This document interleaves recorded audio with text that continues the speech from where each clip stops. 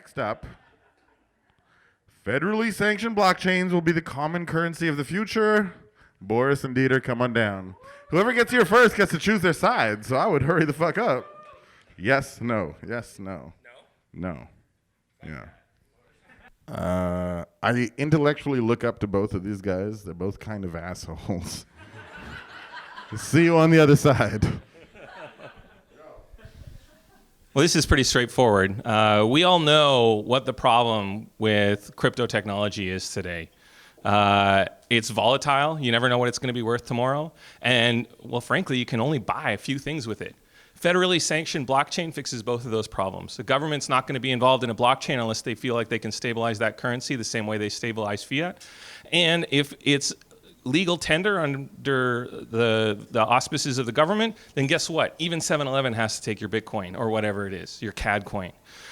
So I think that for all the reasons we love cryptocurrencies, we love the instant transactions, we love being able to store $50,000 in our pocket on a little hardware keyboard or a little hardware wallet, but we have those two problems, and I think a federally sanctioned blockchain would solve those problems very neatly.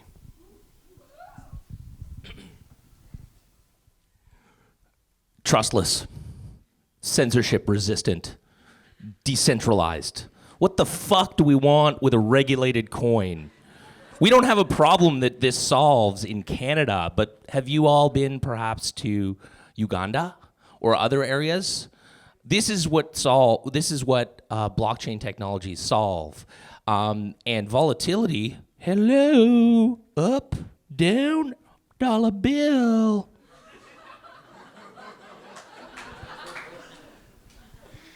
If the euro or the US dollar, which are the two largest economic regions in the world, were as volatile as Bitcoin, you can guarantee we'd have new governments very quickly.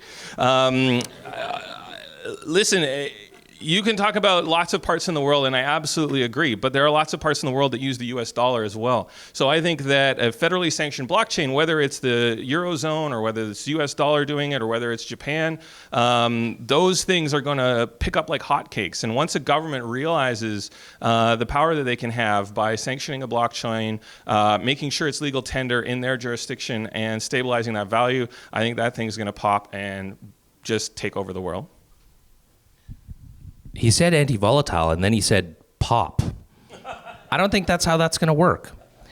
So I really think that blockchains are going to be federally sanctioned, but not cryptocurrencies, which is what my esteemed opponent kept mentioning.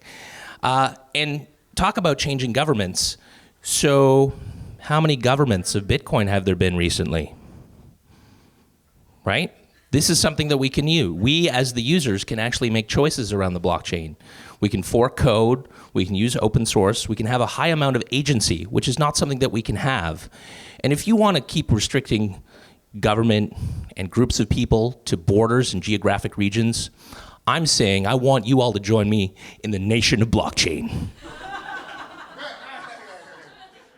I told you it'd be good. That's what I said.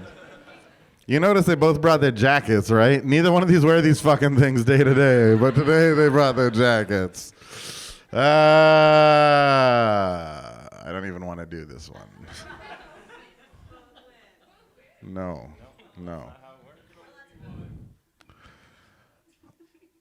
On my right. Stop. On my left. Dieter got it. I promise you we will do this again and Boris will win.